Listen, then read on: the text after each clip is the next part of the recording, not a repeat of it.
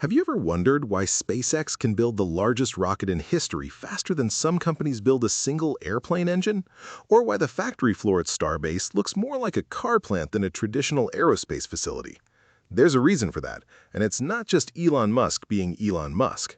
What if I told you that the secret to Starship's rapid production lies in lessons that Toyota perfected 40 years ago? Lean manufacturing. The Toyota production system, a philosophy that revolutionized the automotive industry, is now quietly powering the most ambitious space program in history. SpaceX is building Starships at a rate that seems impossible. They're aiming for 1,000 ships per year. That's not just ambitious, it's absurd by aerospace standards. But here's the thing, the principles they're using aren't new. They're just being applied to rockets instead of cars. This is the connection nobody's talking about, and it's time we did. Elon Musk stated, "Engineering shouldn't be in an ivory tower. When it's right next to the production line, you can see where you've designed something that's hard to make."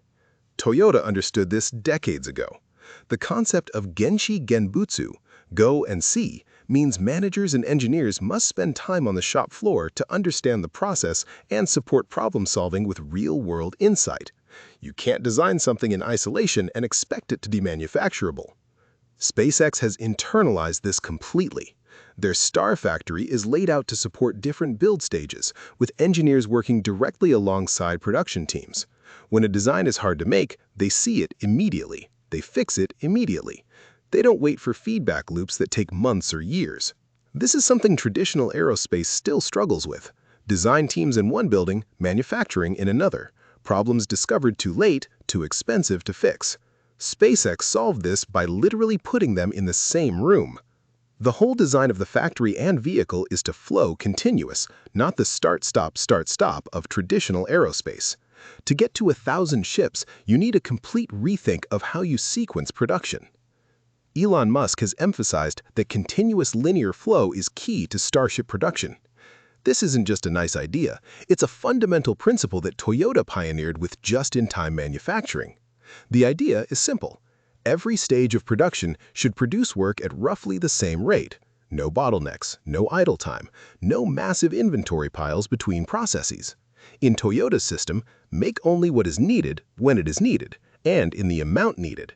SpaceX is applying this to rockets. They're building Starships like water towers, stacking stainless steel rings and welding them together in a continuous flow. No conveyor line needed, just carefully balanced workstations that can scale from one ship to 1,000. And they're thinking about production rates that would make any traditional aerospace engineer's head spin. At 1,000 ships per year, that's roughly one every 8.7 hours. That's not a rocket factory, that's a car factory, and that's exactly the point. Every part, every process, every step must justify its existence. If it doesn't add value, remove it. Toyota identified 8 types of waste, muda: overproduction, waiting, transport, overprocessing, inventory, motion, defects, and underutilized talent. But SpaceX has taken this to a level that Toyota might even admire.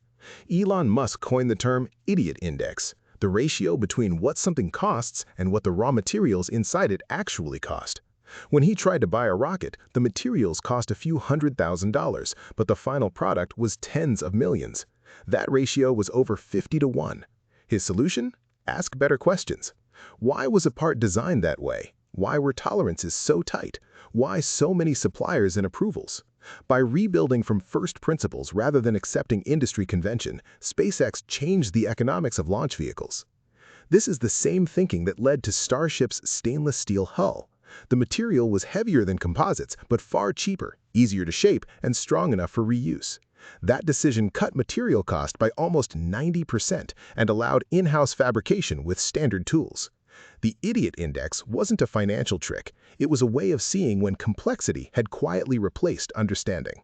Build in quality from the start. Don't let defects pass to the next station. Stop the line if something's wrong. Jidoka is a core pillar of the Toyota production system. It means automation with a human touch. Machines and operators can stop production when a defect is detected. The andon cord is the most visible example. Any worker can stop the entire assembly line if they see a problem. SpaceX has adopted a similar philosophy, but with a twist. Their engineering model is build, test, learn, repeat. If something fails, they don't just fix it, they stop and understand why. They analyze the root cause, they redesign, they try again. During Starship's early development, they built test tanks and deliberately pushed them to destruction. When SN7 leaked at 7.6 bar, they didn't just patch it, they learned about the material's failure mode. When a weld failed, they improved the welding process. When an engine exploded, they redesigned the engine. This is Jidoka on an industrial scale, and it's something Toyota would absolutely recognize, the idea that building in quality from the start is better than inspecting it in at the end. Every failure is a learning opportunity. Every flight test teaches us something new. We improve constantly, not just in major leaps. Kaizen, continuous improvement, is the engine that drives Toyota's success. It means involving every level of the organization in identifying inefficiencies and implementing minor improvements. Not top-down, collaborative. Every worker empowered to suggest changes. But here's where SpaceX is different. They combine Kaizen with what Toyota calls Kaikaku, radical breakthrough innovation. The iterative approach: build a rocket, test it, learn from the failure, build the next one better. This isn't the slow, cautious methodology of traditional aerospace. It's rapid, aggressive, and sometimes explosive, but it's also incredibly effective. Each failure teaches them something new. Each test flight makes the next one better. Toyota's philosophy is management by evolution rather than management by revolution. SpaceX does both. They evolve continuously while occasionally revolutionizing the entire approach. And that's why Starship is advancing faster than any rocket program in history. You can have the best factory in the world, but if you don't have the right people, it's worthless. This is perhaps the most important lesson. The Toyota production system is not just about tools and techniques, it's about people. At the core, it is about respect for people and continuous improvement. Employees are seen as assets for continuous improvement, not just labor to be managed. SpaceX has built a culture where engineers and technicians are empowered to solve problems at the source. They're given enormous responsibility and autonomy. They're expected to understand the entire system, not just their small part. The design of the Star Factory itself reflects this. Roof heights vary to accommodate different build stages. Workers have the tools and space they need to do their jobs efficiently. Engineers work directly alongside production teams. The organization is flat. Decisions are made at the source, not in some distant corporate office. This is the kind of culture Toyota spent decades building, and it's one of the biggest reasons SpaceX can do what it does. So why does this connection matter? Because it reveals something fundamental about SpaceX's success. They didn't just reinvent rocketry, they reinvented how rockets are built. Toyota's lean thinking has been applied successfully across industries, from automotive to aerospace to healthcare. Jim Womack, founder of the Lean Enterprise Institute, has argued for years that lean principles are ideal for the aerospace industry, especially as it shifts from bespoke, high-cost models to affordable, high-volume production. SpaceX is the perfect example of this shift. They're applying lean principles at a scale and speed that no one thought possible in aerospace. They're proving that the same ideas that revolutionized car manufacturing can revolutionize rocket manufacturing. And interestingly, the aerospace industry is finally catching on. Lean Institute Brazil notes that in recent years, people from outside the traditional aerospace sphere, Jeff Bezos, Richard Branson, Elon Musk, and Greg Weiler, have appeared with a new idea. Space is now a place for many cheap, high-volume things to be designed and built using high-volume automotive manufacturing methods. Let's do some math. SpaceX is aiming for 1,000 Starships per year. That means one every 8.7 hours if they're working 24/7. To put that in perspective, Toyota's most efficient plants produce a car roughly every 60 seconds. The gap is huge, but SpaceX isn't just scaling up existing processes, they're reimagining them. They're applying line balancing, a tool used in automotive manufacturing, to rocket production. Each stage of the production line is timed to the customer demand rate. No stage can take longer than the takt time. Let's break down what that means. At 100 Starships per year with a 24/7 factory, the takt time is about 5,255 minutes per ship, roughly 87 hours. No single stage or process can take longer than that. At 1,000 ships per year, the takt time drops to about 525 minutes, just 8.75 hours. That's insane by aerospace standards, and it requires an entirely different approach to production.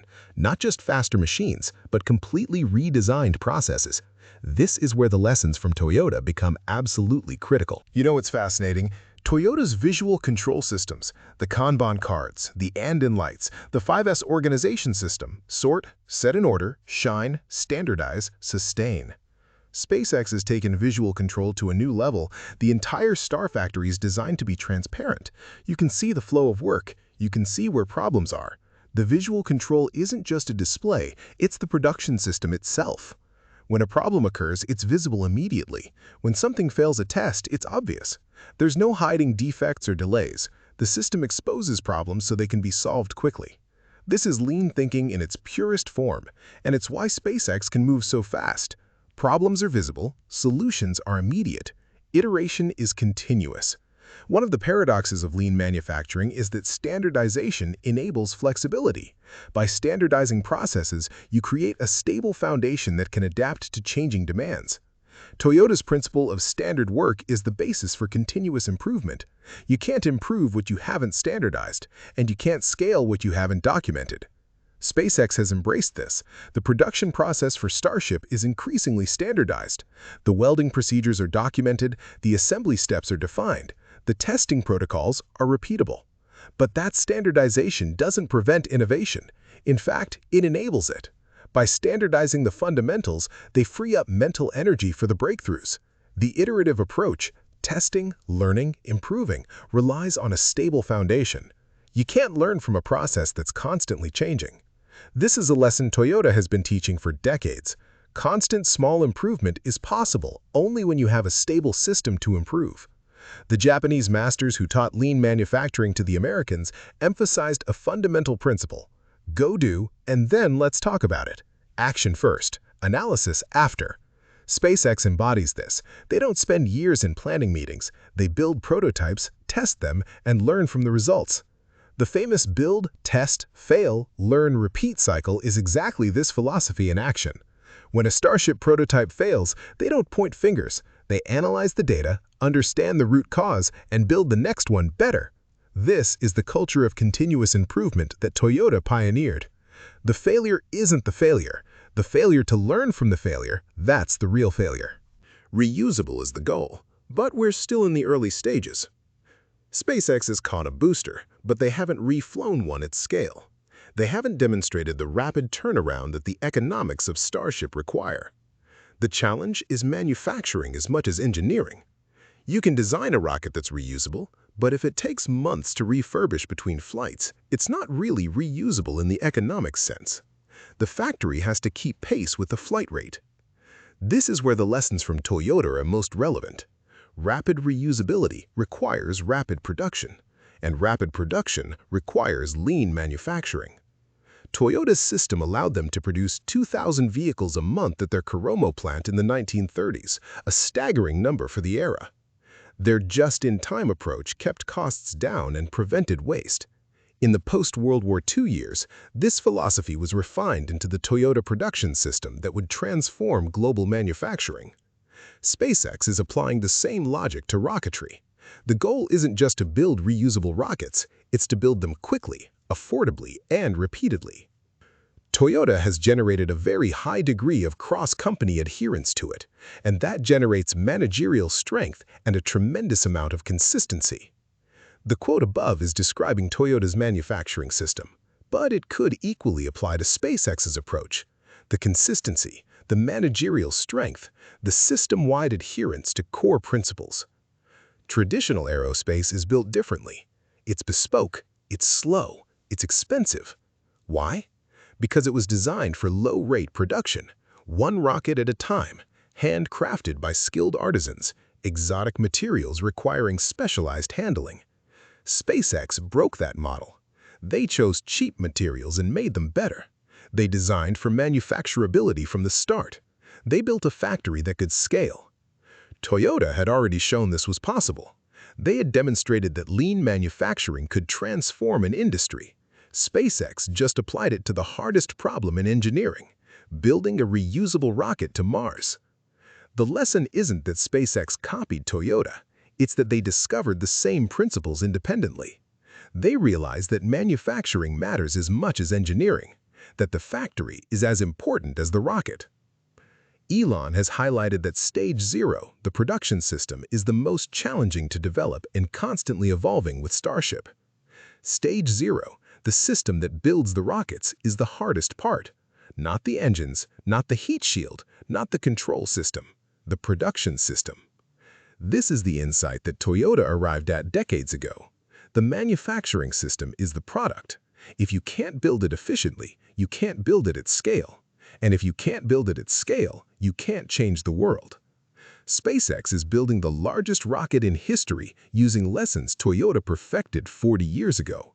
Continuous flow, elimination of waste, automation with human touch, empowerment of people. These aren't just buzzwords, they're the principles of a system designed for 1,000 ships a year. The factory is the product, the production system is the rocket, and if we want to become a multi-planetary species, we need to build them both right. Thanks for watching. Subscribe for more deep dives into the technology that's taking us to the stars.